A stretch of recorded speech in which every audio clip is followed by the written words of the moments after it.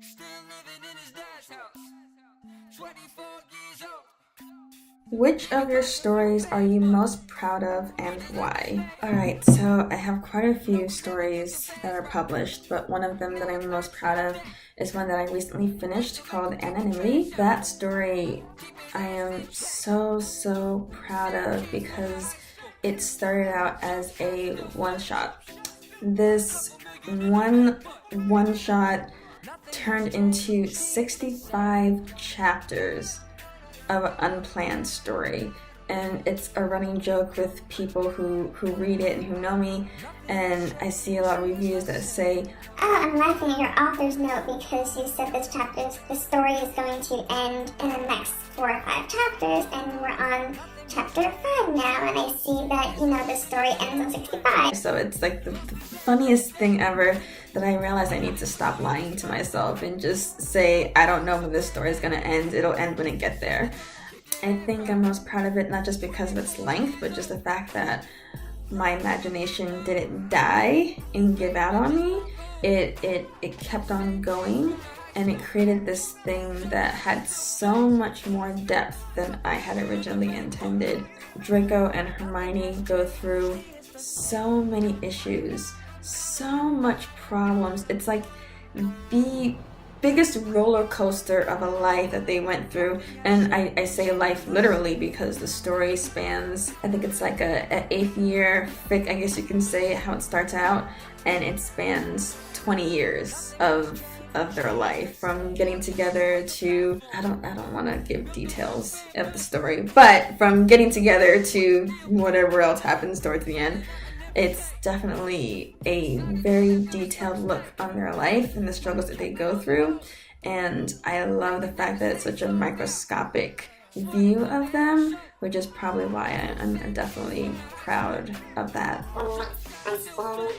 Did anything surprise you during its creation? What did you learn from it? So I think the surprise is definitely the length. As I alluded to before, 65 chapters is the longest thing I've written chapter-wise. I think word-wise, Unhinged, my story Unhinged is the longest story that I have in terms of words, but definitely the length. What I've learned from it is that as an author, you think you have control of a story. You don't. I've learned you really don't. You, as an author, do not dictate when a story ends. Your characters, if they have this plot 1 and this plot 2 and this issue, if it's not solved yet, the story's not solved. It's not finished. So until your characters have gone through whatever issue you created for them, then the story's not done. So I think I've learned my lesson in saying this chapter or this story is going to end on this chapter, or I think, after this scene, we're good to go. It's not the case. Your characters will tell you when this story is over. I think that's the biggest lesson that I've learned. For the next question, how personal is the story to you? And do you think that made it harder or easier to write? This story isn't particularly personal. With the things that happened to Draco and Hermione in it, none of it ever happened to myself, or it's never happened to anyone that I know of. So I wouldn't say it's personal in that way in terms of what happened in the story.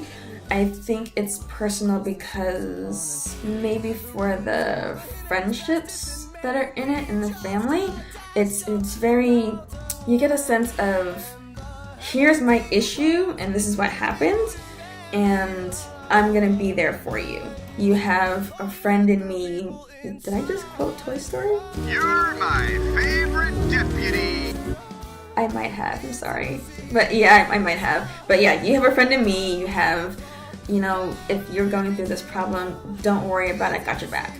So I think I have very strong friendships and family members that I can count on, so I may have drawn a little bit of that into the story, so that's probably as personal as I could possibly have gotten for it. What do you do when you're not writing or doing other writing related things? How do you relax it or unwind? So this is kind of a funny question for me because I've been told by my mother and several other people in my life that I do not know how to relax for my life, and I think that's true. I work full-time. I'm out of the door at 7 a.m. I'm home by 7, so I have an hour and a half commute. I go to school full-time, so when I'm done with work, I come home, I eat, I sit on my bed, which is probably a very, very poor decision, and I'm doing homework. So I don't really have time for myself. In the very few moments that I do have free time, relax and unwind, probably read, not actual books, probably fan fiction, even though I have an enormous bookshelf full of books that I have not read yet, and I feel really bad about it. But you guys write so much good things that I can't put it down. So I'm stuck reading fan fiction, and that's part of my free time. I love to eat. I love to go out with my family, most of my mother or my cousin, and just do that. So I think just simple things. Television, I binge watch Big Bang Theory repeatedly. I have seasons 2 through 7 or 6 at home that I watch repeatedly. I still need the other DVD set and season 1, which I cannot find.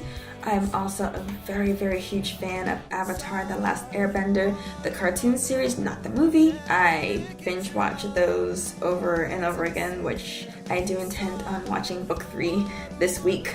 So that's how I unwind. Definitely just watching lots and lots of reruns.